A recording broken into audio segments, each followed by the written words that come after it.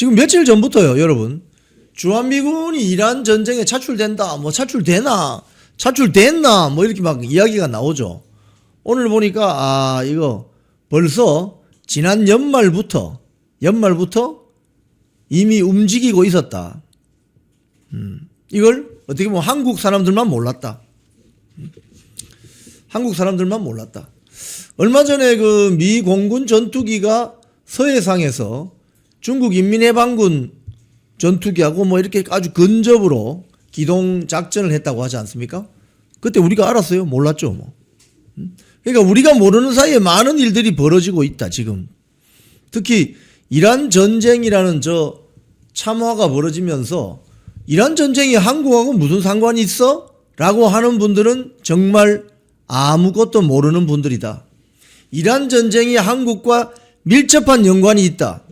한반도 안보 지형에 큰 영향을 줄 수 있다라는 경계심을 가져야 될 때입니다. 주가가 얼마 올라갔다, 내려갔다, 올라갔다. 지금 이게 뭐 그분들한테는 중요하겠죠. 하지만 주식 문제는 먹고 사는 문제예요. 하지만 안보 문제는 죽고 사는 문제입니다. 여기에 경각심을 가져야 한다. 특히 대한민국 외국 우파들은 여기에 아주 강력한 경각심을 가져야 된다. 이 말씀을 오늘 드립니다. 자, 먼저 첫 번째 뉴스 한번 봅시다. 트럼프.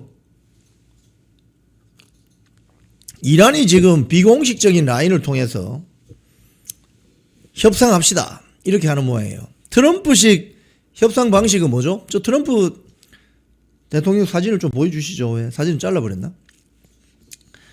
트럼프식 협상 방식은 뭡니까? 앞에 오바마나 그 바이든 같은 사람들은 협상합시다 이러니까 테러리스트들이 다 쏴버릴 거야 이러죠. 트럼프는 뭡니까? 야, 너희들 이리 와, 내가 다 쏴버릴 거야 이러니까 테러리스트들이나 극단주의자들이 협상 좀 합시다 이렇게 나오는 거죠. 이 똑같은 방식이죠. 협상하자, 협상 좀 합시다 이랬더니 이미 늦었다. 항복하거나 아니면 죽는다. 이 둘 중에 하나다. 이렇게 하죠. 항복해라. 항복하지 않으면 죽음이다. 상당히 트럼프식 협상 방식이 전 세계적으로 여러분 뭐 깡패 세력들 있잖아요. 깡패 국가나 독재 정권이나 저런 깡패 세력들한테는 트럼프식 협상술이 그대로 먹히는 거죠. 그대로 먹히는 거죠. 이란 혁명수비대를 향해서 무기를 내려놓고 완전한 면책권과 안전을 보장받아라. 그렇게 하지 않으면 죽을 것이다. 뭐 이렇게 이야기합니다. 군사적인 우위를 바탕으로 밀어붙이는 거죠. 항복 아니면 죽음이다. 항복 아니면 죽음이다. 자, 이런 가운데 미 지상군이 들어가기 전에 누가 들어갔는지 아죠? 쿠르드 반군이 들어갔습니다. 다음 소식. 이 쿠르드 반군이 이라크 산악지대에서 넘어온 모양입니다. 미국 폭스뉴스에서 보도를 했습니다. 이란에서 지상군 전쟁을 시행했다. 이게 폭스뉴스 나오죠. 수천 명의 쿠르드 반군이 이라크에서 넘어와서 지상 공격을 이란에서 하고 있다. 미국의 공무원이 관계자가 폭스뉴스에 이야기했다. 이게 지금 폭스뉴스에 보도가 됐습니다. 뭐 쿠르드족 이야기는 어제부터 나온 건데 수천 명의 쿠르드족 전투원들이 민병대죠. 이라크 이란 국경을 넘어서 들어갔다. 이라크 당국은 당장 부인해요. 제가 여러분 2001년도 10월달 아프가니스탄 전쟁 났을 때도 제가 이런 장면을 직접 목격했습니다. 무슨 소리냐? 그 아프가니스탄 북부동맹 쪽에, 그러니까 북부동맹 쪽은 아프가니스탄은 북쪽은 타지크족, 남쪽은 파슈툰족입니다. 종족이 다릅니다. 파슈툰족은 파키스탄에 많이 있어요. 여기 탈레반입니다. 탈레반. 북쪽은 타지크족. 이 타지크족이 주 구성인 북부 동맹이 미군과 연합해서 남부에 탈레반 소탕 작전을 벌였거든요. 그때 제가 타지키스탄에서 아프가니스탄으로 넘어갈 때 국경 세관에서 대기하라고 해서 거의 반나절 이상을 대기했습니다. 그때 전 세계에서 온 기자들이 넘어가기도 전에 어떤 컨테이너 트럭이 넘어가더라고요. 컨테이너 트럭이 한 3대인가 넘어가더라고요. 근데 그 컨테이너 트럭 안에 누가 들어있느냐? 이른바 민간 용병들이 들어있더라고요. 그러니까 그걸 그때 KBS 뉴스를 통해서 방송한 적이 있습니다. 이제 뭐 한 25년 정도 지났으니까 드리는 말씀인데, 그때 그 방송을 하고 났더니 한국에서 전화가 왔어요. 한국에서 그 KBS가 가지고 있는 위성 전화. 제가 어느 정보기관인지는 제가 말씀드리지 않습니다. 여러분 짐작해 보세요. 전화가 왔어요. 그래서 몇 명이 넘어갔느냐? 총을 들고 있었느냐? 뭐 안에 뭐 컨테이너 트럭 안에 몇 명이 있었냐? 이거 물어보더라고요. 그래서 알려주긴 했는데 그 이야기는 했습니다. 아, 그걸 왜 우리한테 물어보냐? 우리 민간 방송 취재진인데 당신들이 와서 이거 확인해라. 이렇게 이야기했던 기억이 납니다. 해외 담당 정보기관이라면 여러분 아시겠죠? 어딘지. 그러니까 지상전을 수행하려면 미 정규군이 들어가면 만약 거기서 전사자가 발생하면은 미국의 반전 여론이 확산될 수 있으니 이런 식으로 크루드 반군을 먼저 집어넣는 거예요. 그래서 1차 전투 라인을 만들고 좀 정리가 되고 나면 지상군이 들어가겠죠. 똑같습니다. 여러분, 이게 뭘 말합니까, 여러분? 국제 질서는요, 국제 질서는 도덕적인 명분이나 뭐 이런 것도 조금 필요는 하겠지만 실질적으로 국제 질서를 움직이는 것은 제가 말씀드린 것처럼 주먹 아니면 달러라니까요. 주먹 아니면 달러. 전쟁터 가보면 압니다. 누가 힘이 세냐? 누가 달러를 많이 갖고 있느냐? 이게 중요한 거예요. 내가 주먹이 약하고 달러가 약하면 주먹 세고 달러 센 나라 뒤로 줄을 서야 되는 거예요. 이게 엄연한 국제 질서입니다. 뭐 유엔요. 유엔이 한 게 뭐 있습니까, 지금? 유엔이 이란의 저 국민들 수만 명 총 맞아 죽을 때 유엔이 한 게 있어요? 유엔의 역할이 뭐냐는 거예요. 국제법에 근거하지 않는 뭐 어쩌고 저쩌고 대한민국 좌파들이 미 트럼프 행정부를 공격하죠. 그죠? 근데 유엔이 뭐 했냐고, 유엔이. 이란 국민들 수만 명 총 맞아 죽을 때. 유엔이 한 일이 없죠. 그러니 수만 명의 이란 국민이 죽는 것보다는 독재자 하나 빼미는 게 낫다 이거예요. 현실적으로. 이게 냉정한 국제 질서입니다. 그런데 이 냉정한 국제 질서를 아직까지도 이해하지 못하고 또는 두 눈을 가리고 보지 않으려고 한다면 그건 바보인 거죠, 바보. 그래서 이란 전쟁이 대한민국하고 어떤 밀접한 관련성이 있는지를 매의 눈으로 보고 예의주셔야 돼요. 근데 지금 이재명 정권이나 민주당 세력 하는 거 보세요. 이게 언제 한국으로 불똥이 튈지 모릅니다. 지금 당장 제가 유조선 처음부터 이야기했죠. 한 2, 3일 전부터 유조선 이야기했잖아요. 유조선 7척이 지금 안에 갇혀 있어요. 못 나오고 있어요. 그 7척이 한 척당 대한민국이 하루 쓸 수 있는 전기를 만들어내는 기름이라는 거예요. 200만 배럴. 그게 지금 7척 들어가 있어요. 그러니까 대한민국 국민이 일주일 동안 쓸 수 있는 기름이 지금 못 나오고 있다고요. 근데 주유소 가격 담합하지 마. 때려잡을 거야. 이게 처방이 됩니까, 여러분? 지금 석유 비축분 7개월분 있다고 하잖아요. 그걸 어떻게 순차적으로 절약해서 공급하고 국민들께서 좀 나서 주십시오. 이렇게 가야 되는 건데 이재명 정권은 야, 주유소 가격 담합하면 내가 잡아드릴 거야. 이게 말이 되는 소리예요, 이게. 응? 대응 방식이 너무나도 거칠고 한심하고 짜증난다 이거예요. 자, 다음 소식 봅시다. 우리하고 무슨 관계가 있냐 이게. 응? 지금 오늘 조선일보 단독 기사입니다. 작년 연말부터 주한미군 무기 1000개가 이미 빠져나갔다는 겁니다. 이게 무슨 소리야? 지난 연말부터 이게 뭐 평택에 있는지 어디 있는지 알 수도 없어요. 주한미군 무기 1000개가 외국으로 빠져나갔다는 겁니다. 근데 조선일보 기사를 보면 오늘 이 기사가 제가 상당히 중요한 기사라고 생각되는데 어떤 무기인지는 제가 좀 이따 설명드릴게요. 여기 이런 말이 나옵니다. 청와대 관계자는 주로 누굽니까? 홍보수석 아니겠습니까? 그죠? 대변인 아니면 홍보수석이죠. 기자가 대변인 아니면 뭐 홍보수석 만나는 거죠. 그죠? 무기 반출 협의라는 보도가 나오고 있는데 협의를 한 적이 없다. 한국 정부는. 이건 뭐야? 한미 간에 주한미군 자산 반출 관련 협의를 아직 하지 않았다는 것이다. 하지만 군 소식통은 이렇게 이야기했답니다. 미군이 필요하다고 판단하면 주한미군 자산이 옮겨가는 것은 어렵지 않다. 이거 무슨 소리입니까? 한국 패싱하고 있다는 소리죠, 지금. 한국 패싱. 주한미군, 그러니까 미중부 사령부가 주한미군에 있는 무기를 빼서 나가는데 한국군에 협의하지 않고 빼나간다, 이 소리입니다, 지금. 얼마 전에 군산 에어베이스에서 F-16이 출격했잖아요. 10여 기가. 거의 100여 차례 출격했다지 않습니까? 훈련한다는만 알려주고 어디 가서 뭐 하는지 알려주지 않았다는 거 아니에요. 왜? 왜 그렇습니까? 지난해 특검이, 조은석 특검이 평택에 있는 미 오산 에어베이스 압수수색할 때 미군 관계자에게 통보도 하지 않고 들어갔잖아요. 그러니까 못 믿는 거예요, 지금. 미군 당국은 한국 정부를 못 믿는 거예요. 그러니까 협의할 필요가 없는 거지.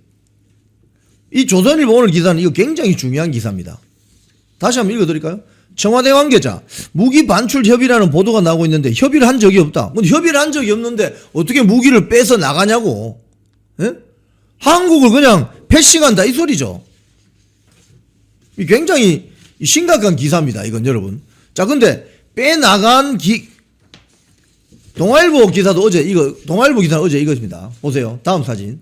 한미, 주한미군 무기 중동으로 차출 협의. 이거 어제 기사입니다. 이건 동아일보는 어제 기사입니다. 그래서 나온 게 에이테크임스 공격용 미사일, 패트리어트 사드 방어용 미사일, 뭐 이런 거 협의할 수 있다, 이 이야기거든요. 근데 오늘 조선일보 기사는 거기서 한 단계 더 나간 거예요. 한국 뭐 너희들하고 상관없이 무기 1000개 빼갔다는 거예요. 어떤 무기? 바로 이 무기입니다. 다음 사진 한번 보여주세요. 어떤 무기를 빼갔느냐, 이겁니다. 이거. 요거는 한국형 GPS 유도 폭탄입니다.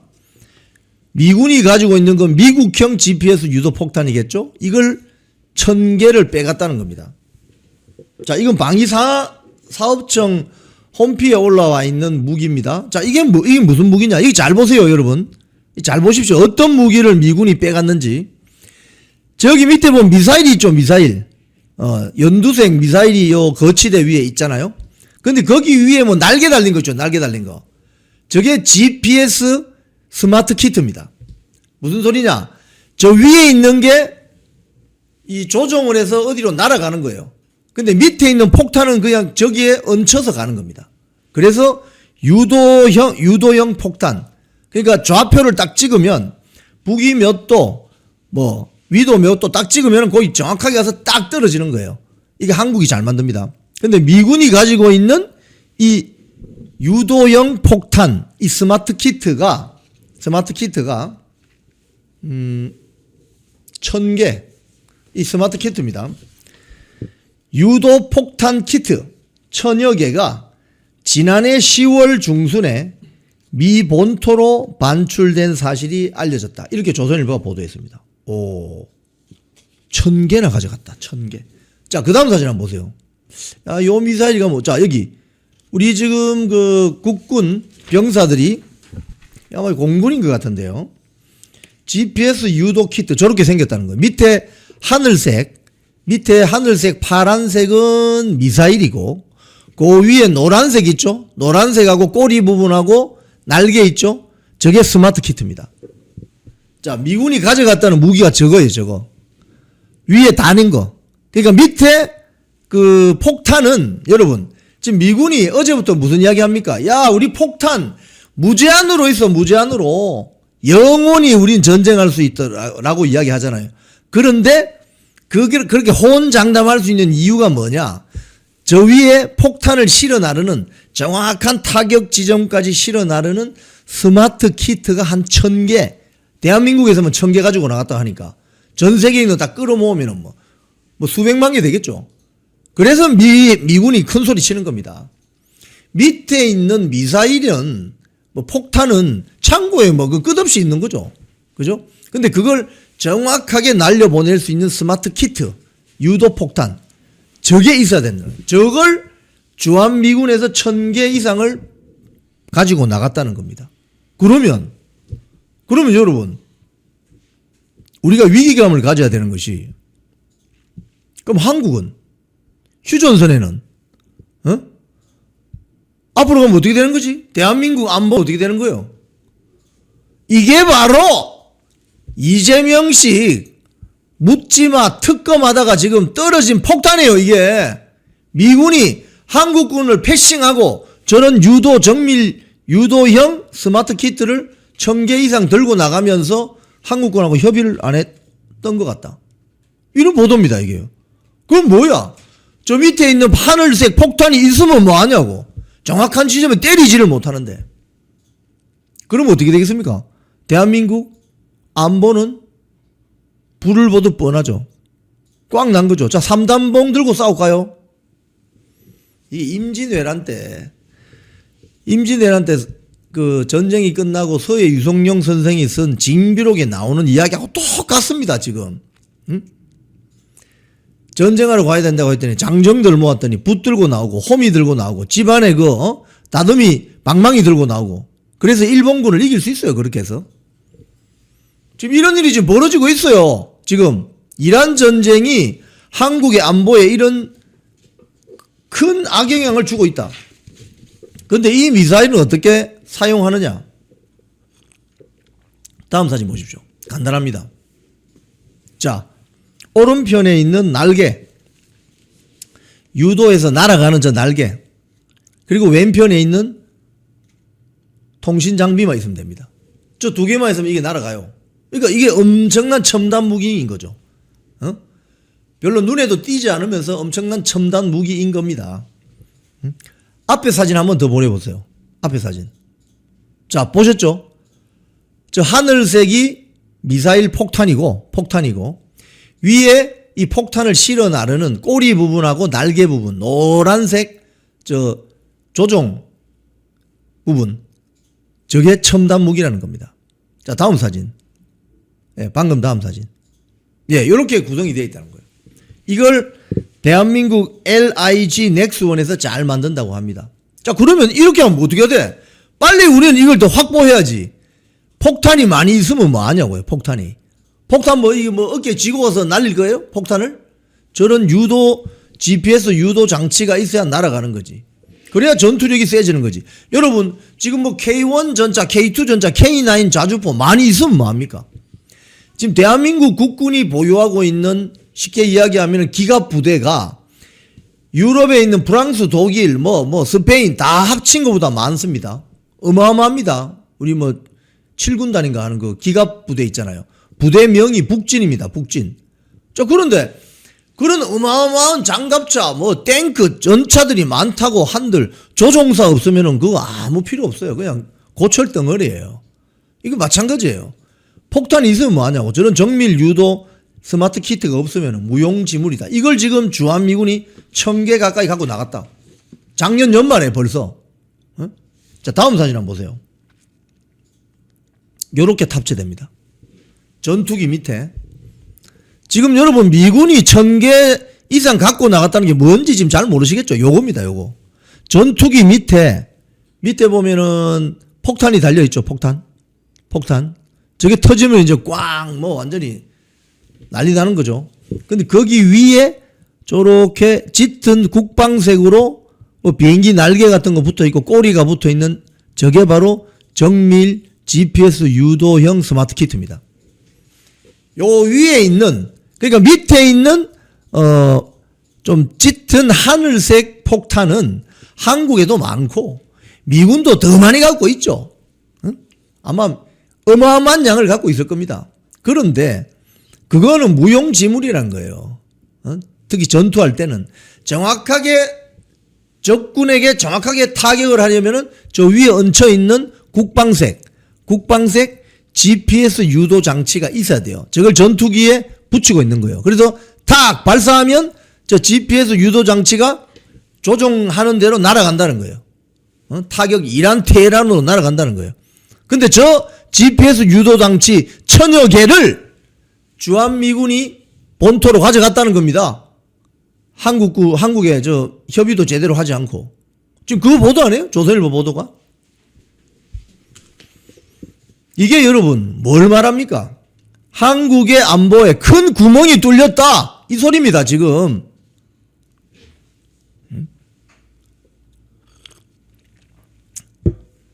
이 GPS 유도 장치가 뭔지 제가 아침에 굉장히 이거 좀 리서치를 해봤습니다. 폭탄이 많다고 해서 비행기가 옛날처럼 폭탄 실어가지고 그냥 두루루 뚫어내리는 이런 시대가 아닙니다. 지금은. 왜 2차 대전 영화 보면은 그 폭격기 그 밑에 폭탄 떨어뜨리는 사람 이런 망원경 같은 거 보고 어떤 목표 지점에 도착하면 자 투하 이렇게 하잖아요. 지금 그렇게 안 한다고요. 저기 멀리에서 어디서 폭탄이 날아오는지도 몰라요. 근데 그걸 가능하게 하는 것이 저 GPS 스마트 키트 장치입니다. 이게 지금 1000개 이상 주한미군에 있던 것이 다 빠져나갔다 이 소리입니다. 그러면 만약에 대한민국에 유사 사태가 발생하면은 폭탄 저거 어떻게 발사하죠? 폭탄 많이 있으면 뭐 하냐고요? 폭탄 많이 있다가 공격받으면 더 힘든 상황이 옵니다. 우리가 가지고 있는 폭탄이 터져버리면. 그러니까 선제적으로 적대 세력을 타격하는 방법은 저 스마트 키트가 있어야 된다는 거예요. 그게 지금 1000개 이상 빠져나갔다. 여러분 심각하게 느껴지십니까? 이제 설명 들으시니까 이 그림으로 보니까 이해 잘 되시죠? 자, 어제 JTBC 보도 한번 볼까요? JTBC 주한미군 무기 차출설 국방부에서 언급은 부적절. 다음 사진 보세요. 지금 트럼프 대통령이 이틀 전에 이야기한 거죠. 전쟁은 한 달에서 한 보름 정도 걸릴 것으로 예상했지만 필요하면 그보다 더 오래 할 수 있는 역량을 보유하고 있다. 이렇게 이야기해요. 전쟁은 이거 트럼프 대통령이 한 달 반 간다 이러면 더 갈 수도 있겠죠. 그죠? 자, 그 다음 사진 한번 보세요. JTBC 보도입니다. 정빈나 국방부 대변인이 뭐라고 했느냐. 주한미군 전력을 운용하는 것과 관련해서 우리 정부가 언급하는 것은 적절하지 않고요. 이렇게 이야기했습니다. 말은 이렇게 했습니다. 근데 그 다음 청와대 그 다음 사진 한미 간에 무기 반출 협의라는 표현 자체가 적절하지 않다. 이게 무슨 소리죠? 그러니까 알았다는 말이야 몰랐다는 말이야. 청와대는 주한미군이 공격용 GPX 폭발 유도 장치를 지난해 연말 되기 전에 한국에 있는 주한미군 군사기지에서 1000개 넘는 걸 본토로 가져갈 때 알았다는 거야 몰랐다는 거야. 에? 여러분 알았겠어요 몰랐겠어요? 응? 미군이 알려줬겠어요 안 알려줬겠어요? 최근에 군산 공군기지에서 F-16 10대 출격하고 한 100여 차례 그게 뭔지도 처음에 몰랐던 거 아니에요? 그 나중에 이제 이게 뭐야? 그래서 거짓말하죠 또. 주한미군이 뭐 미안하다고 하더라. 미안하기는 그 다음날 바로 심야에 미 국방부의 어떤 언지를 받았는지 주한미 사령부에서 뭐라고 했습니까? 우리는 사고한 적 없다. 훈련하는데 뭔 사고를 하냐 이렇게 해버렸잖아요. 그러니까 지금 이런 일이 벌어지고 있는 거예요. 이건 한미 동맹이 지켜지려면 한국군과 한국 정부가 미군과 미 행정부에 대해서 소위 말해서 존중을 해줘야 되는 거예요. 그런데 조원석 특검이 어떤 사고를 쳤습니까? 그래서 이재명이 미국 갔을 때 트럼프 등등 벤스가 뭐라고 했습니까? 잭 스미스라고 했잖아요. 잭 스미스. 응? 트럼프 대통령 수사한다고 하면서 멜라니 여사의 속옷까지 뒤졌던 잭 스미스. 한국에도 잭 스미스 검사가 있는 모양이지 이렇게 농담을 했는데 그게 무슨 말인지를 한참 뒤에 안 거죠. 그러니까 다 알고 있는 거죠. 니들이 무슨 짓 하는지 다 알고 있어. 그래서 우리가 이런 거 한 1000개 빼나가는데 너희들한테 알려주지 않을 거야. 이런 거 아니에요? 알려줬을까요, 여러분? 알려주지 않았을 것 같은데. 자, 지금 이걸 보면, 자, 내리십시오. 이걸 보면 지금 주한미군이 보유하고 있었던 1000개가 넘는 미사일 GPS 유도 장치, 스마트 키트라고 하는데, 이게 한국군이 한 1000개가 빠져나가는 걸 한미연합사를 통해서 알았을까 몰랐을까? 알았으면 국민들한테 알리지 않은 거고, 몰랐으면 한미동맹은 사실상 작동하지 않는 겁니다. 이 상황입니다, 지금. 그러니까 이란 전쟁이 한국 사람들하고 뭔 상관이 있어? 라고 하시면 안 되는 거예요. 우리가 하루하루 생업에 바빠서, 학업에 바빠서 잘 신경을 못 쓰고 있지만, 저런 GPS 유도 스마트 키트 장치가 없으면 미사일 발사가 안 되고 전투력이 확 떨어지는 거죠. 지금 한심한 일이 벌어지고 있는 겁니다, 지금 여러분. 지금은 별 일이 없으니까 한심하지만, 유사 사태가 벌어지면 그 한심한 수준이 아니고 대한민국 국민들이 다치게 됩니다. 자, 다음 뉴스 한번 볼까요? 하메네이 제거한 미국. 바로 나오죠, 이야기가. 북한에게 충분한 신호를 줬다. 북한에게 충분한 신호를 줬다. 이건 누가 이야기했냐면 헤그세스 미 전쟁부 장관이 기자들이 이렇게 물었습니다. 이란과 핵 개발에서 협력하는 북한은 이란을 보호하겠다고 선언했는데요? 라고 했더니 헤그세스 미 전쟁부 장관, 우리가 지금 국방부 장관입니다. 뭐라고 했느냐? 우리는 이란의 핵 야망을 처리할 예정이고 그 과정에서 충분한 신호를 보내게 될 것이다. 까불지 마라 이 소리죠. 까불지 마라 이 소리입니다. 북한, 중국, 러시아 너 까불다가 다친다 이 소리입니다. 근데 그날 전후에 북한의 김정은이가 한 일이 뭐냐 하면 최현호라고 있잖아요. 구축함 최현호. 5,000톤급 신형 구축함 최현호에서 그 미사일 발사하는 그 장면을 조선중앙통신을 통해서 공개했습니다. 하면서 무슨 이야기를 했느냐? 북한군의 핵무장화는 만족스럽게 수행되고 있다. 이거 무슨 소리예요? 미국에 대해서 야 우리는 핵이 있으니까 너희들 이란 때리는 것처럼 못할 거야 이 소리입니다. 지금 서로 이제 이러고 있는 거죠. 자, 그 다음 소식 한번 봅시다. 답답하기 짝이 없는 조현 외교장관 무슨 소리 했느냐 어제. 이거 보고 있으면 정말 아니 이 사람이 도대체 대한민국 외교장관 맞나 이런 생각이 들 정도입니다. 김정은이 중동 사태를 보면서 핵이 필요 없는 대화를 생각할 수도 있다라고 발언했습니다. 제가 한 말씀 드릴까요? 꿈 깨시기 바랍니다. 조현 장관님 꿈 깨시기 바랍니다. 외교장관이라는 자가 이런 이야기하고 앉아있어요. SBS 라디오 김태현 정치소에 나와서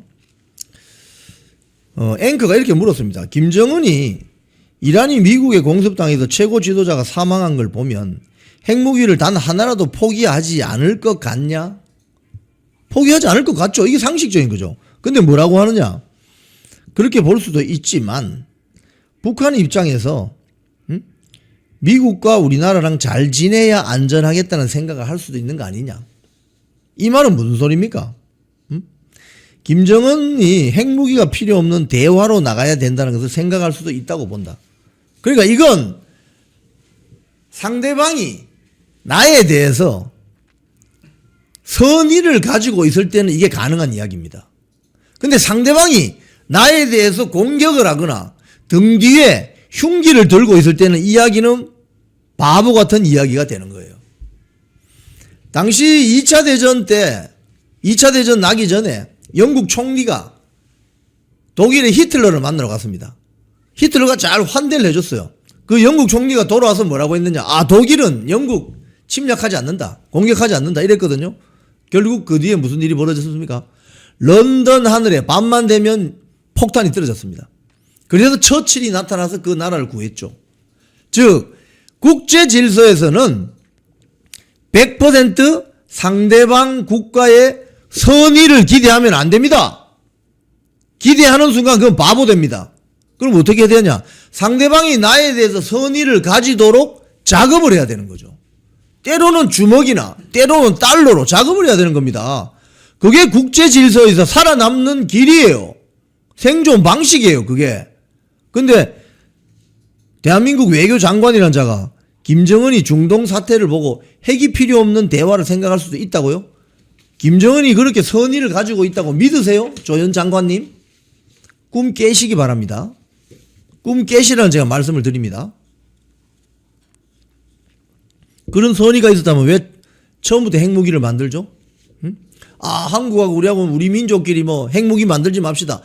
자기들이 핵무기 없을 때는 종북 주사파들의 데모 선전구가 뭐였어요? 반전반핵 양키 고음이었잖아요. 근데 어느 순간 반전반핵이 없어져 버렸어. 응? 꿈 깨세요. 그것도 외교장관이. 세상의 국제 질서는 그렇게 돌아가지 않습니다. 뭐 송성일님 지금 말씀하시지만은 일본 보세요. 일본 지금 뭐 멘트 별로 안 하죠. 지금 철저하게 준비하는 거예요. 에? 앞으로 중국하고 무슨 일이 벌어질지 모르니까 타이완에서. 그러니까 다카이치 사나이 총리가 일본 국민들 전폭적인 지지를 받는 거예요. 에? 참 이럴 때 윤석열 대통령이 계속 대통령직을 수행하고 있었다면 어땠을까?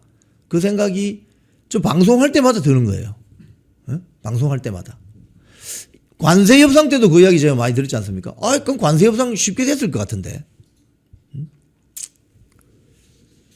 뭐 지난번 대선 때 뭐 결국 많은 국민들이 이재명 정권을 선택했기 때문에 거기에 대한 대가를 지불해야 되는 겁니다. 자, 그 다음 소식 올려보십시오.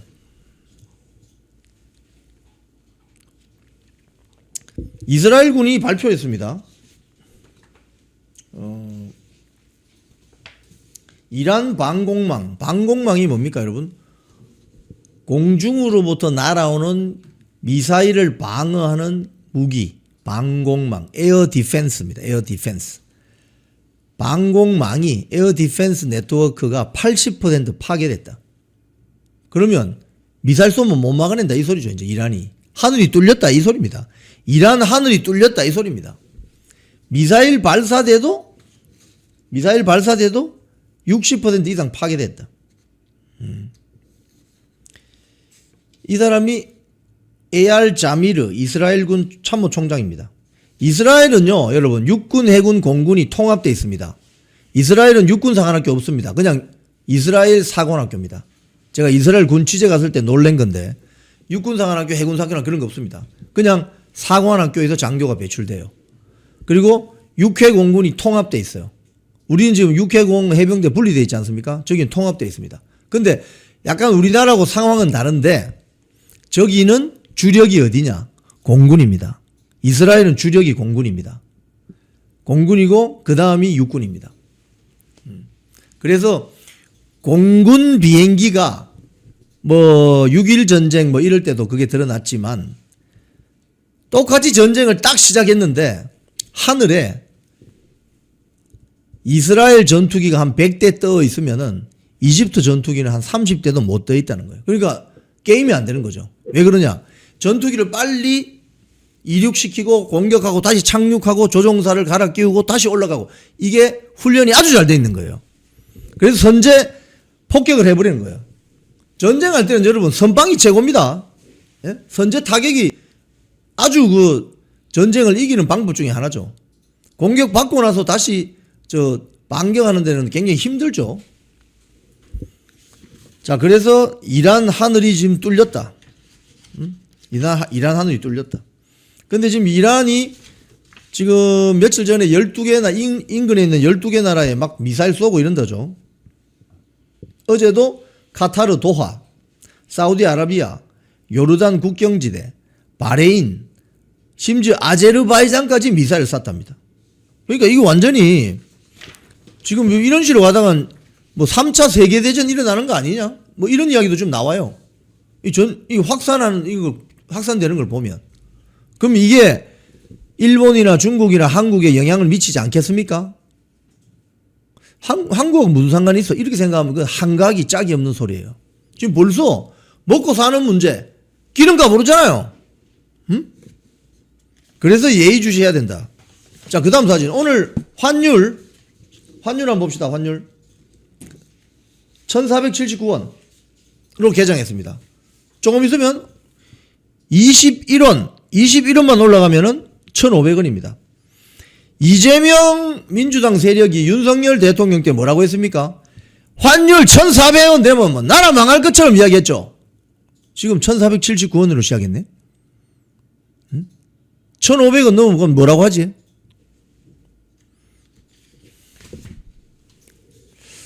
자, 지금 경제 상황이 이렇게 갑니다, 여러분. 환율이 올라가면 수입 물가가 올라가고 한 1개월에서 3개월 시간차를 두고 국내 물가가 상승합니다. 국내 물가가 상승한다는 것은 인플레이션이 유발된다는 소리입니다. 그러면 중앙은행, 한국은행이 할 수 있는 것은 인플레이션을 조금 브레이크를 걸기 위해서는 금리를 인상해야 됩니다. 지금 1,510원까지 갔습니까? 지금 환율이 얼마예요? 한번 봐주세요. 어느 분이? 아니죠. 지금 1,476원입니다. 1,476원. 지금 안 떨어지고 있죠. 이 환율 방어한다고 지금 연기금 막 쏟아붓고 있겠죠. 근데 안 내려가죠. 이 말은 뭡니까? 지금 이게 보통 일이 아니라는 겁니다. 자, 그러면 환율이 올라가서 수입 물가 상승, 국내 물가 상승. 네, 지금 1,476원입니다. 지금 오늘 환율 잘 보셔야 돼요. 그러면 국내 물가가 상승하면 인플레이션이 유발됩니다.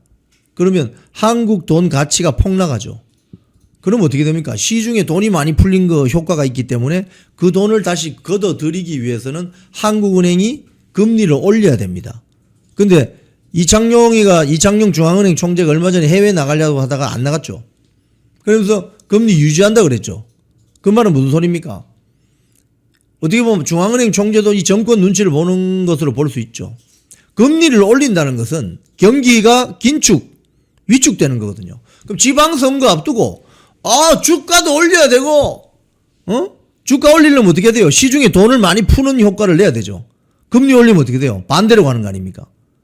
지금 쇼 해야 되는데 지방선거 앞두고 코스피 6천 쇼 해야 되는데 그러려면 금리를 내리거나 시중에 돈이 많이 풀리거나 이렇게 작업을 해야 된다 이거예요. 근데 지금 이란 전쟁으로 환율이 올라간다. 이 지금 이재명 정권에게는 아주 안 좋은 일이 지금 벌어지기 시작한 거죠. 이럴 때는 국가와 민족을 생각하고 국민들에게 솔직하게 고백해야 되는 겁니다. 근데 그렇게 할 것 같습니까? 100조 쏟아붓는다고 하죠. 주식시장에 100조. 물어봤습니까? 국민들한테. 100조 쓰는데. 주한미군의 전략적 자산들이 이란 전쟁에 투입될 가능성이 커지고 있습니다. 지금 오늘 조간신문에 일제히 보도가 되고 있는데요. 이게 무슨 의미를 가지느냐. 이걸 잘 아셔야 됩니다. 휴전선, 북한과 중국으로부터의 안보를 보장받기 위해서 주한미군의 여러 가지 전략적 자산들이 한반도에 전개되어 있죠. 근데 이걸 이란으로 좀 빼간다. 가령 미사일들 빼간다. 이러면 전력의 공백이 생기겠죠. 그러면 한반도는 휴전선은요. 휴전선은 어떻게 하죠? 오늘 이야기를 좀 드리겠습니다. 지금 여러분 이란에서 전쟁이 나는 것이 대한민국하고 무슨 관련이 있나? 관련이 있습니다. 주한미군이 운영 중인 에이테크스라는 탄도미사일이 있습니다. 저 밑에 사진 보이시죠? 탄도미사일이라는 건 저 발사체 맨 앞에 큰 탄두가 달려있는 걸 탄도미사일이라고 하죠. 네. 이 에이테크스를 이란 전쟁에 지금 들고 갈 수 있다고 지금 이야기가 되고 있다고 합니다. 오늘 동아일보 단독 기사입니다. 지금 전쟁이 장기화될 것에 대비해서 탄약이 부족한 걸 메꾸기 위해서 에이테크스 전술 지대지 미사일을 주한미군에서 운영 중인 걸 빼갈 수 있다고 합니다. 자, 그럼 이 에이테크스 미사일은 어떤 미사일이냐? 다음 사진 한번 보세요. 저렇게 발사되는 미사일입니다. 저게 지금 어디에서 쓰이고 있느냐? 우크라이나 전쟁에서 쓰이고 있습니다. 우크라이나 전쟁.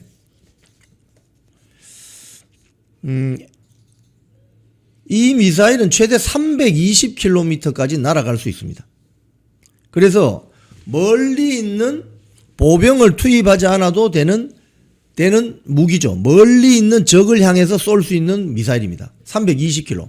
320km면 부산에서 서울까지가 한 440km 되니까 대구에서 서울 정도 거리 되겠네요. 서울에서 대구 정도까지. 그 거리에 있는 장거리 표적을 맞출 수 있는 미사일입니다. 탄도미사일. 다음 사진 한번 보세요. 우크라이나 전쟁에서 러시아 땅에 떨어진 에이테크스 미사일 파편입니다. 굉장히 크죠? 이게 날아간다는 겁니다. 이거는 이제 발사체이고 앞에 탄두는 어디 떨어졌겠죠? 이런 미사일입니다. 이런 미사일을 주한미군이 이란 전쟁에 차출한다. 그러면 휴전선 지키는 에이테크스는 어떻게 하는 거죠? 이게 이제 현실적인 우리의 안보 문제로 지금 치환이 되고 있는 거예요. 치환이 되고 있는 겁니다, 여러분.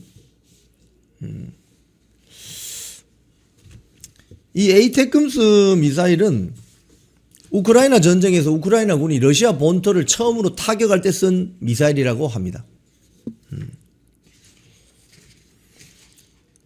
아주 유용한 장거리 폭격하는데 아주 유용한 지대지 미사일. 땅에서 쏘아서 땅으로 공격하는 지대지 미사일. 자, 그런데 이뿐만이 아니고 이제 앞으로가 문제죠. 앞으로가. 지금 다음 사진 올려보세요. 주한미군이 사드 미사일까지 가지고 나갈 것 같다. 조선일보 보도입니다. 지금 사드 미사일, 패트리어트 미사일,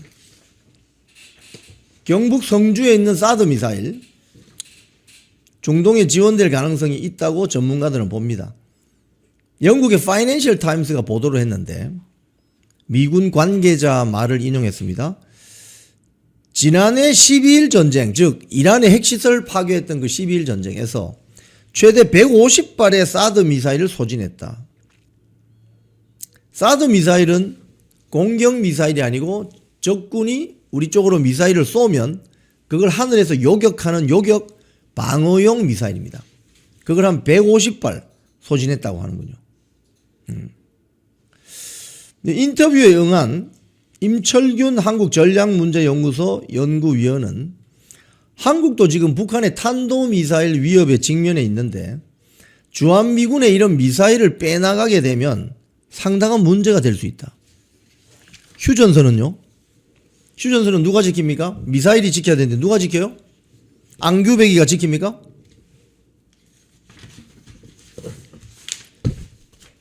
자, 그 다음 한겨레 기사 한번 봅시다. 한겨레 기사.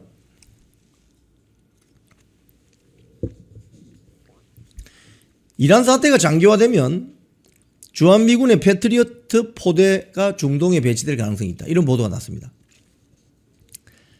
지금 패트리어트 부대가 한국에 8개 포대가 있다고 합니다. 8개 포대. 그런데 미사일이 몇 개 있느냐? 60여 개 있다고 합니다. 60여 개. 주한미군 제35 방공포병 여단에 8개의 패트리어트 포대가 있고 패트리어트 1개 포대는 8개의 요격 미사일이 있는데 주한미군은 모두 60여 개. 그러니까 8개 포대가 있으니까 88이 64잖아요. 한 60여 개의 패트리어트 미사일을 운용한 것으로 알려져 있습니다. 이 패트리어트 미사일도 적이 우리 쪽으로 미사일을 쏘았을 때 하늘에서 이걸 맞추는 겁니다. 맞추는 요격용입니다. 공격용이 아니고. 지난해 3월에서 10월에 주한미군의 2개 패트리어트 포대, 2개니까 한 포대에 미사일이 8개 있다고 하니까 16개죠. 그죠? 16개 미사일을 병력 500명과 함께 중동으로 보냈다는 거예요.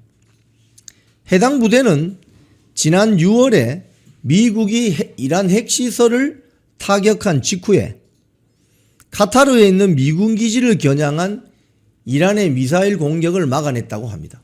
그러니까 지금 주한미군에 있는 패트리어트 포대나 또는 에이테크스 이런 걸 빼나가려고 한다는 것은 뭐냐?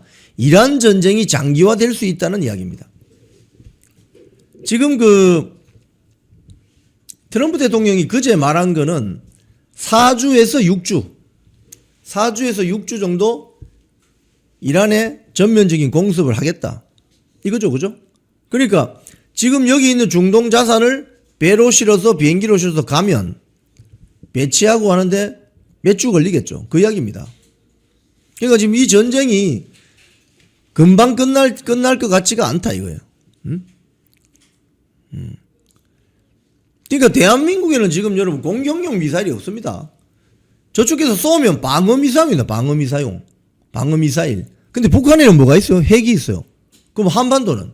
휴전선은 누가 지켜요?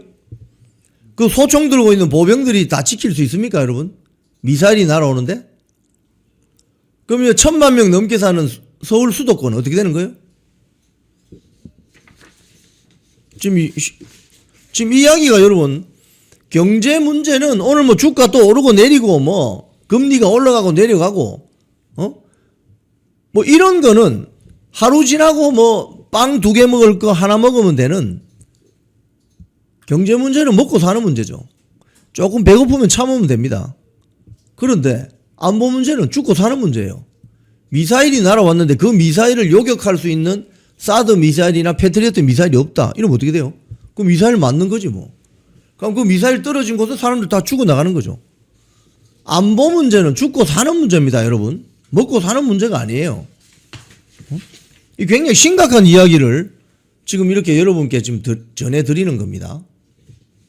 그 왜 이런 이야기를 뭐 3단봉으로 우리에겐 3단봉이 있어요. 네. 자, 그런데 이런 가운데 지금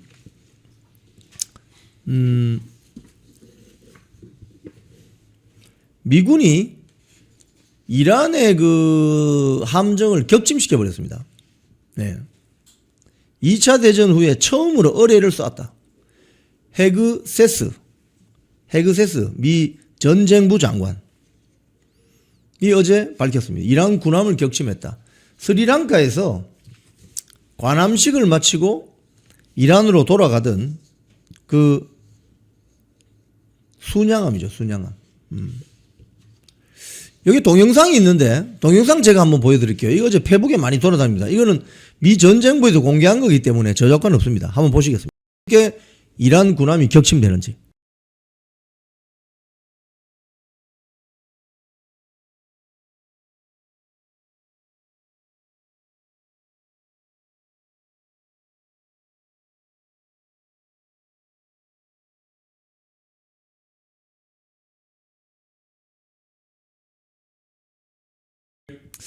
저 보니까 군함의 선미 부분이네요. 그죠?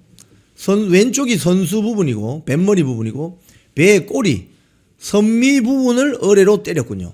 선미 부분에 뭐가 있습니까, 여러분? 엔진이 있죠. 엔진.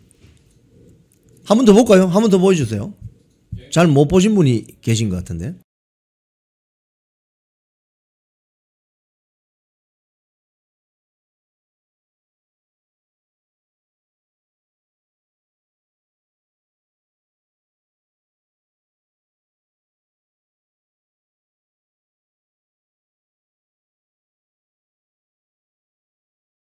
보셨습니까? 이 선미 부분에 엔진이 있는 뒷부분을 어뢰가 때렸습니다. 그리고 거기에 또 선미도 있지만 좀 앞쪽으로 가면은 상황실이 있고 무기를 싣는 어떤 그런 창고들이 있는 거죠. 거기를 때리니까 배가 그냥 절단이 나는 거죠. 천안함이 폭침당했을 때 북한에 의해서 폭침당할 때 똑같죠. 중간에 어뢰 발사해서 터지는 거. 지금 똑같습니다, 여러분. 2차 대전 이후에 처음으로 미군이 어뢰를 사용해서 군함을 격침시키는 장면입니다. 지금 이런 일이 지금 이란 인근 인도양에서 지금 벌어지고 있는 거예요. 자, 트럼프 대통령이 어제 이런 이야기를 했습니다. 다음 사진. 지금 공습한 첫날에 하메네이 등 이란 지도부 수뇌부를 갖다가 한 30여 명 그냥 폭사시켜 버렸잖아요. 그런데 트럼프 대통령이 지금 뭐 하메네이의 뭐 아들인가요? 그 사람이 뭐 차기 지도자가 될 수 있다 이런 이야기를 하니까 이란 지도자 되려는 자는 결국 죽음을 맞이할 것이다 이렇게 이야기했습니다. 그러면서 무슨 이야기를 했느냐? 미친 사람들이 핵무기를 가지면 나쁜 일이 발생한다. 그들의 미사일이 급속히 제거되고 있고 미사일 발사대도 제거되고 있다. 미사일 쏘려고 했던 그 차량들 발사대가 다 폭격으로 다 폭파되는 그런 장면도 동영상이 있습니다. 지금 백악관에서 기자들과 만나서 지금 군사작전이 어느 정도 진척이 있냐 하고 했더니 10점 만점에 15점이다 이렇게 이야기했습니다. 이란이 핵무기를 가지면 안 되는 이유, 트럼프 대통령이 이렇게 이야기했습니다. 미친 사람들이 핵무기를 가지면 나쁜 일이 발생한다. 미친 사람들이 핵무기를 가지면 나쁜 일이 발생한다. 이렇게 이야기했습니다. 그리고 B2 폭격기 있잖아요. B2 폭격기가 이들을 타격해가지고 핵 잠재력을 완전히 말살시켜버렸다. 만약 우리가 2주 안에 타격하지 않았다면 이란은 핵무기를 보유했을 것이다. 이건 뭔가 정보가 있었다는 이야기죠. 정말 통제불능 상태였던 나라로 우리가 더 기다렸다면 그들이 원한다면 핵무기를 미국에게도 사용했을 것이다. 이렇게 이야기했습니다. 강경하죠. 뭐 손톱도 안 들어갑니다. 자, 그 다음 사진 보세요.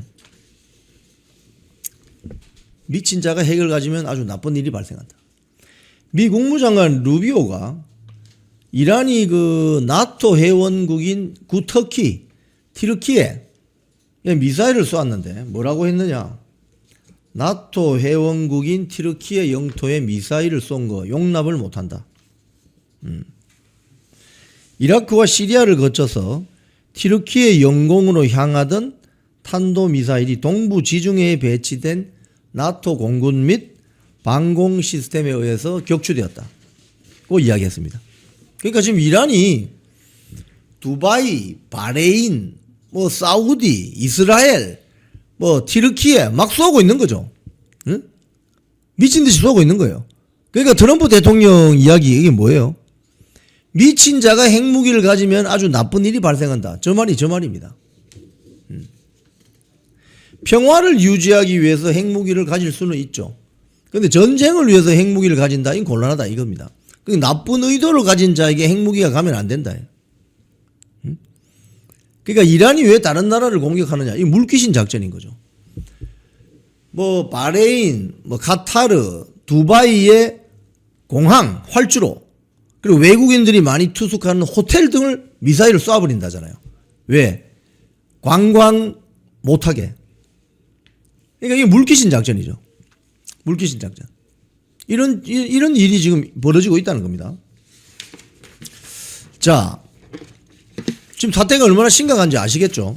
아까 그 처음에 그 카톡 사진 온 거 한번 더 띄워보세요. 지금 이스라엘에서 지금 벌어지는 일상이 어떤 거냐? 제가 잘 아는 분의 카톡 편지 한번 보여드릴게요. 그분이 그제 이런 카톡을 보내왔습니다. 그 지금 이스라엘 좀 어때요? 지금 뭐 전화 인터뷰 가능하시겠습니까? 저 기억하시겠습니까? 했더니 이런 답이 왔습니다. 안녕하세요. 너무 잘 기억하고 있습니다. 요 며칠 잠을 거의 못 자서 어제부터는 아예 방공호에서 잠을 잡니다. 쉘터가 긴급 대피 방호소입니다. 방공호. 쉘터에서는 휴대폰이 잘 안 터져서 왜 지하로 들어가거나 콘크리트, 이 두꺼운 콘크리트가 엄청나게 두껍습니다, 여러분. 휴대폰이 잘 안 터져서 아예 밖에 두고 들어갔는데 제가 연락을 주신 것 같네요. 미사일이나 로켓 발사가 포착이 되면 예상 지역, 그러니까 그 미사일, 이란에서 쏜 미사일이 떨어질 것 같은 그 예상 지역들에게 미리 경고 알람이 울린답니다. 그리고 몇 분 후에 사이렌이 윙 하고 울리고, 그 다음에 아이언돔이 요격 미사일이 하늘로 올라가서 그 미사일들을 격추하는데, 격추를 못할 경우도 있잖아요. 그럼 그 미사일이 땅에 떨어지고 쿵 하고 떨어지는 거예요.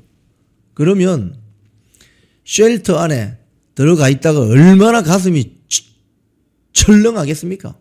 이런 공포 속에서 살고 있다는 거예요, 지금. 이스라엘 주민들은, 이스라엘 국민들은.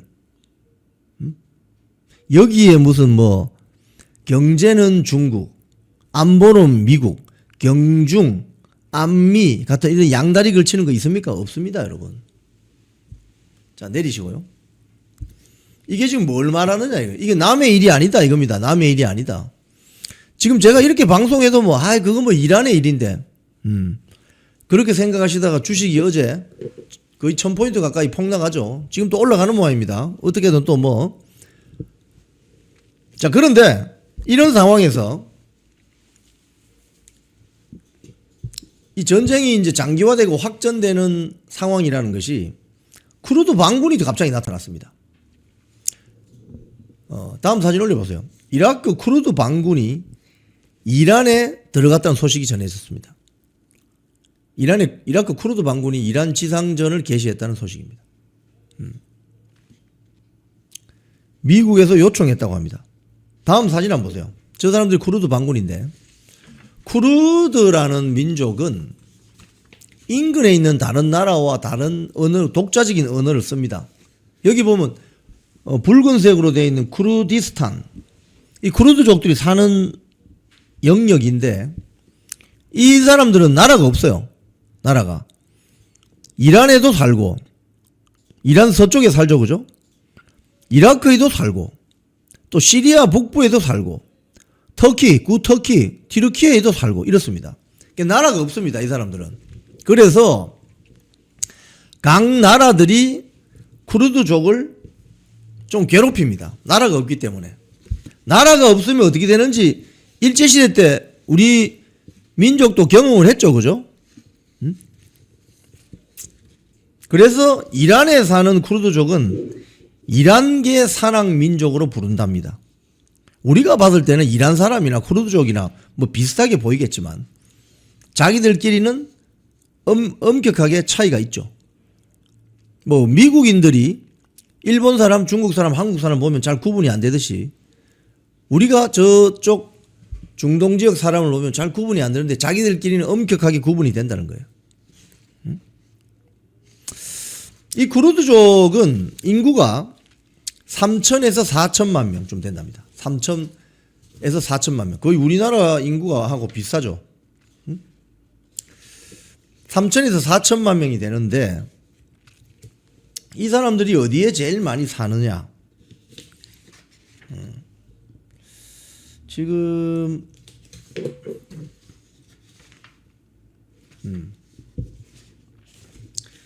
이 사람들이 어디에 많이 사느냐.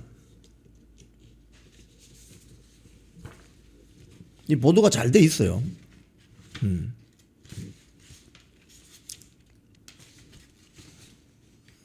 이분들이 이란에 거의 한 8,900만 명 산답니다. 이란에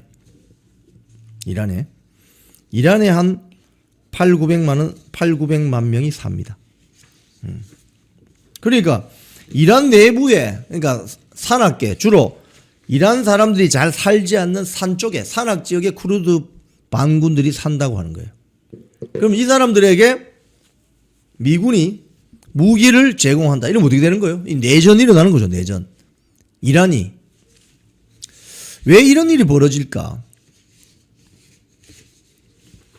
왜 이런 일이 벌어질까? 미군의 지상군 있잖아요. 보병을 보내지 않기 위해서 그런 거죠. 그러니까 일종의 용병처럼 보내는 거죠. 대신 군사적인 지원을 미국이 한다 이거죠. 그 다음 사진 올려보세요. 백악관이 이를 확인했습니다. 백악관이.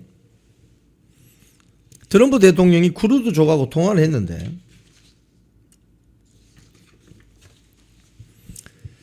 미군 지상군은 이란 안에 들어갈 계획이 아직까지 없다. 근데 크루드 반군을 보낸다.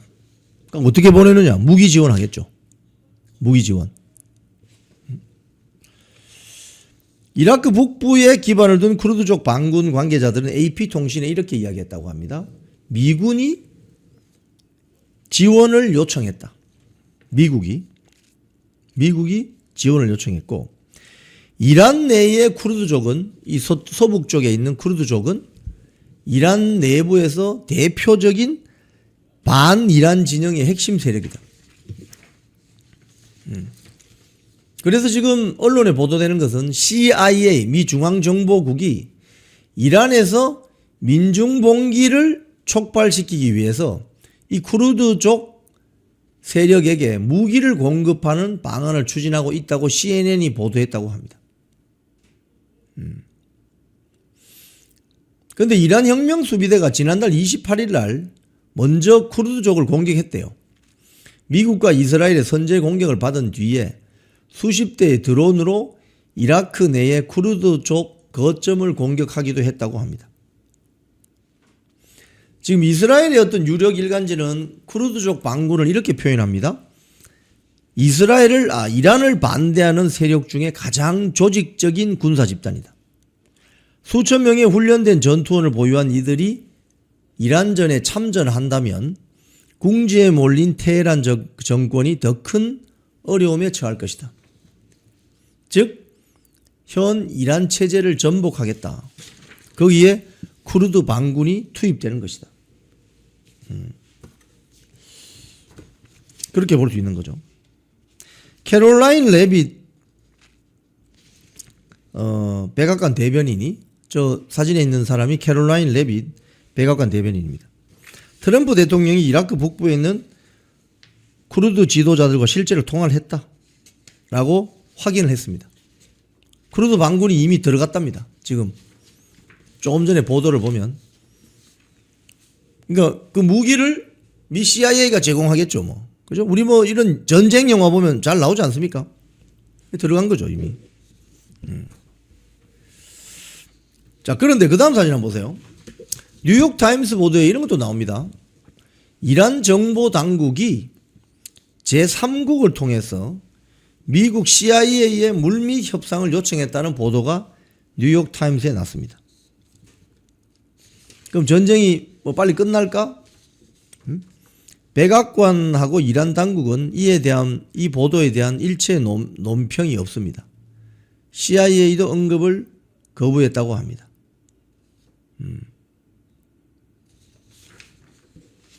이 전쟁이 언제까지 될 거냐, 이걸 보면 주한미군에 있는 에이테크스, 사드, 패트리어트 미사일을 들고 나가겠다고 하는 순간 이 전쟁은 좀 장기화가 될 수 있다. 이렇게 밖에 볼 수 없죠. 그죠?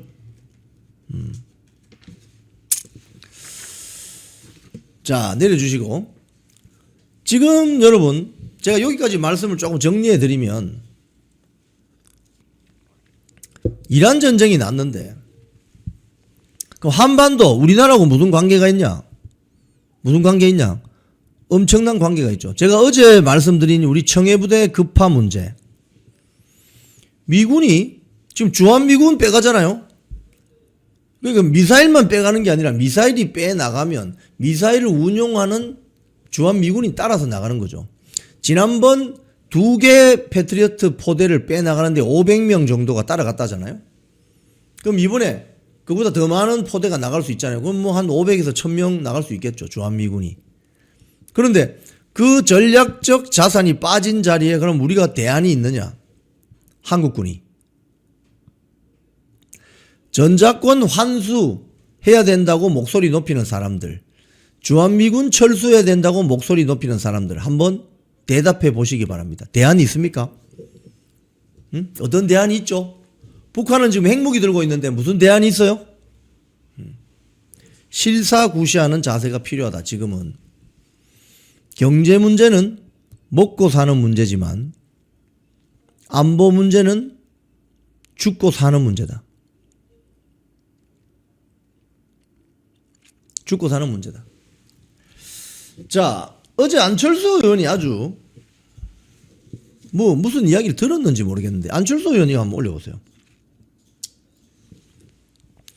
이란 문제가 해결되면 그 다음은 북한이다. 안철수 국민의힘 의원이 어제 이 이야기를 했습니다. 그래서 이 이야기가 도대체 왜 나왔을까? 많은 분들이 지금 의아해합니다. 이란 문제가 해결되면 다음은 북한이다. 도널드 트럼프 미 대통령이 말뿐인 비핵화가 아니라 김정은 지도부를 물리적으로 교체하는 가능성도 있을 수 있다라고 발언했습니다. 그래서 김정은 참수 작전의 선봉, 북한 지도부를 신속히 제거하는 대한민국의 최정예 부대 707 특수전사령부, 707 특수인문단의 위상을 다시 세워줄 필요가 있다. 김현태 단장이 그 특수전 707 대령 아닙니까? 안철수 의원은 어제 SNS를 통해서 이런 이야기를 했습니다. 미 트럼프 행정부가 스웨덴입니까? 덴마크입니까? 소유의 그린란드를 병합을 시도했죠. 또 베네수엘라 대통령 마두로를 잡아갔습니다. 멕시코 마약 왕 엘 멘초를 사살했습니다. 그리고 이란을 전격 공습해서 하메네이 등 이란 지도부, 수뇌부 30여 명을 폭사시켰습니다. 이처럼 미국은 군사력을 동원하는 국제정치를 펼치고 있는데 우리나라의 대북 정책 또한 이 흐름에서 자유롭지 않다라고 발언을 했습니다. 지금 안철수 의원이 뭔가를 들었을 수도 있어요. 그죠? 우리가 모르는. 안철수가 가끔 올바른 소리 할 때도 있어요. 네. 그런 댓글이 있습니다. 그러니까 안철수 의원이 그냥 혼자 내피셜로 이야기하는 게 아니라 무슨 이야기를 들었을 수도 있죠.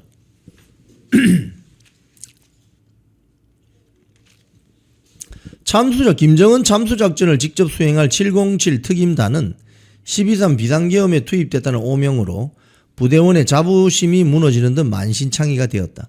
지금부터라도 707 특임단에 씌워진 계엄의 오명을 벗겨내자. 이렇게 안철수 의원이 이야기했습니다. 자, 그런데 이게 오비 일학일까요? 다음 사진 한번 보세요. 까마귀 날자 배 떨어지는 겁니까? 콜비 미 국방 차관이 이런 이야기를 했습니다. 핵 제거 목표 이란 공습 와중에 미 전쟁부 차관 콜비가 북한 핵 문제를 충분히 인지하고 있다고 발언해버렸습니다. 이게 무슨 소리냐? 트럼프 행정부는 북한 문제를 충분히 인지하고 있다. 미국 외교협회 세미나에서 미 전쟁부 차관 콜비가 이런 발언을 했습니다. 세미나에서 어떤 참석자가 이런 질문을 했습니다. 이미 60여 개의 핵무기를 보유한 북한에 대해서는 왜 언급이 없느냐? 질문을 했더니 콜비 미 전쟁부 차관이 우리는 북한에 대해서 언급한 적이 있다. 우리는 그 점을 잘 인지하고 있다. 이렇게 이야기했다는 거예요. 잘 인지하고 있다는 건 무슨 소리죠, 여러분? 거기서 무슨 짓 하는지 다 알고 있다 이 소리죠.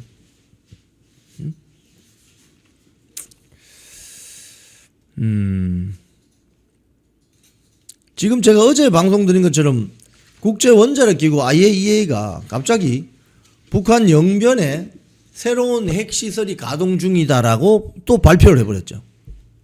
그죠? 왜 그러냐 이거예요.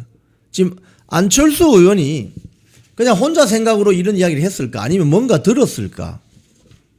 뭔가 들었다면 어떤 이야기를 들었을까? 이 굉장히 심각한 이야기죠. 그죠? 뭔가 들었을까? 어떤 이야기를 들었을까? 지금 이게 남의 일이 아니라는 겁니다, 여러분. 자, 그런데 대한민국 좌파들 지금 뭐 하고 있는지 한번 보여드릴까요? 한번 사진 올려보세요. 사진 좀 확대해 보세요, 저거.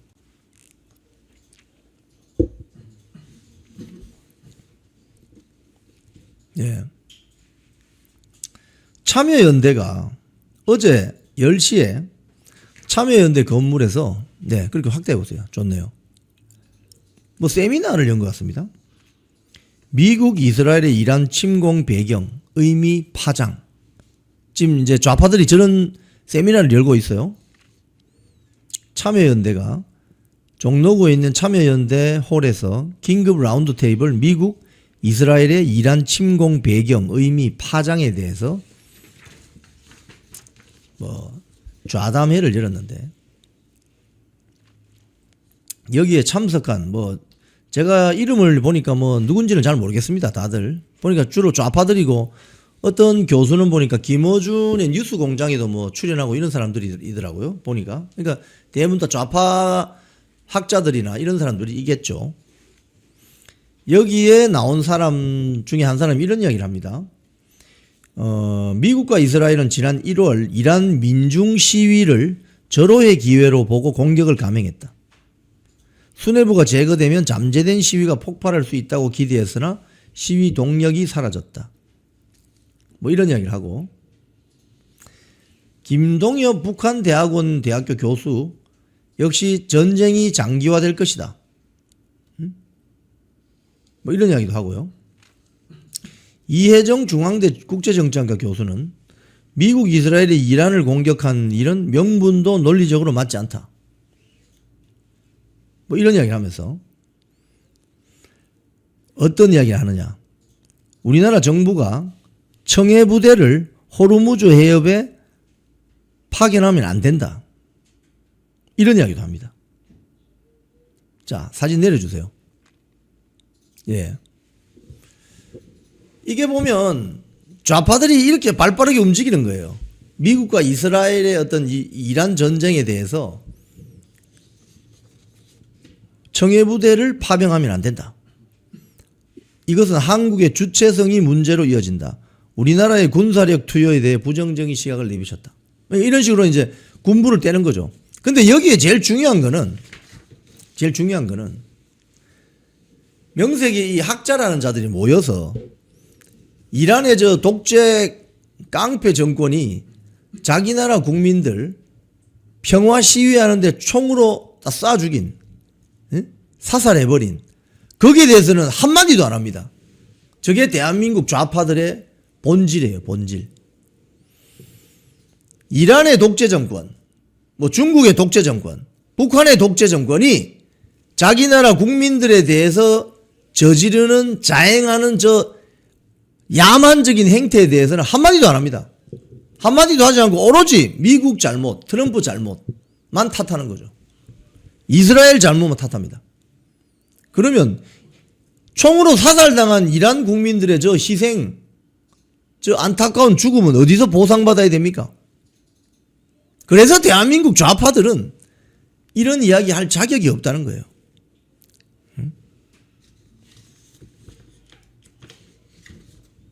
그래서 앉아서 하는 이야기가 청해부대 보내면 안 된다. 벌써 이런 이야기 하고 있습니다, 여러분. 그러면 한국 유조선을 왜 미군이 보호해줘야 되죠? 한국인 선원들을 왜 미군이 보호해줘야 되죠? 그거 당연한 거라고 생각하면 안 됩니다, 여러분. 한국 유조선을 왜 미군이 보호해야 되는데? 한국 유조선을 한국군이 보호해야지. 한국인 선원들은 한국군이 데리고 와야지. 자기 나라 국민들 지켜내고 살리는 거는 미군이 당연히 해줘야 된다고 생각하죠. 그죠? 그러면 미군을 어떻게 해야 됩니까? 고맙다고 해야 되죠. 근데 미군은 침략자랍니다. 이건 누구의 논리입니까? 바로 북한의 논리, 중국 공산당의 논리, 이란 독재 정권의 논리인 거죠. 이 논리를 따르는 게 대한민국 좌파들의 모습이라는 거예요. 지금 이 이란 전쟁을 보고 있으면 한심하죠. 보고 있으면은. 쿵TV를 사랑하시는 시청자 여러분, 대한민국은 지금 체제 전쟁 중입니다. 연성 파시즘 체제로 갈 것이냐 아니면 자유민주주의 체제를 지킬 것이냐, 이를 위해서는 결단과 용기가 필요합니다. 민주당의 정보통신망법이 통과되어서 오는 7월부터 시행이 됩니다. 이렇게 되면 언론 자유 훼손은 물론이고 자유우파 유튜버들의 산업 생태계에 심각한 지장이 예상됩니다. 여러분, 어떻게 해야 되겠습니까? 여러분들의 도움이 필요합니다. 여러분들이 우잘사 회원에 가입하셔서 대한민국 체제전쟁에 승리하고 국민의힘 장동혁 지도부를 지켜내고 정보통신망법을 비롯한 언론 자유를 심각하게 훼손하는 여당발 공세에 대응해 주시기 바랍니다. 우잘사 회원 많이 가입하셔서 함께 가는 여정을 만들어 갑시다. 감사합니다.